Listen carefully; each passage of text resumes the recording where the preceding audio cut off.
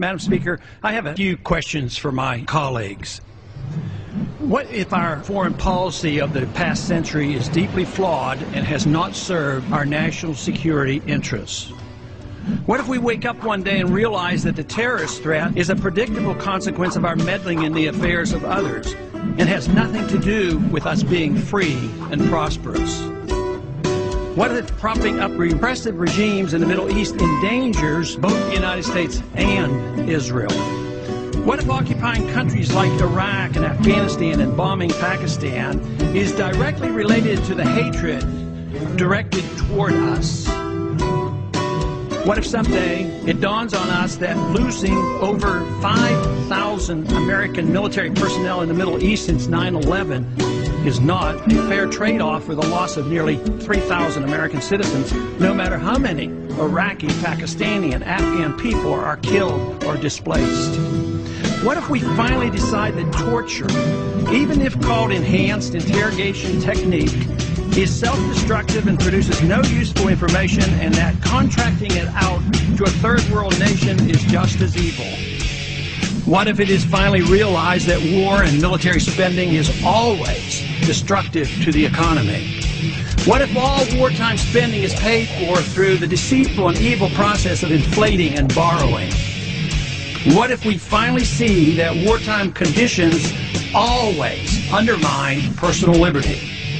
What if conservatives who preach small government wake up and realize that our interventionist foreign policy provides the greatest incentive to expand the government? What if conservatives understood once again that their only logical position is to reject military intervention and managing an empire throughout the world? What if the American people woke up and understood that the official reasons for going to war are almost always based on lies and promoted by war propaganda in order to serve special interests? What if we as a nation came to realize that the quest for empire eventually destroys all great nations? What if Obama has no intention of leaving Iraq? What if a military draft is being planned for the wars that will spread if our foreign policy is not changed? What if the American people learn the truth, that our foreign policy has nothing to do with national security, that it never changes from one administration to the next? What if war and preparation for war is a racket serving the special interests? What if President Obama is completely wrong about Afghanistan and it turns out worse than Iraq and Vietnam put together? What if Christianity actually teaches peace and not preventive wars of aggression?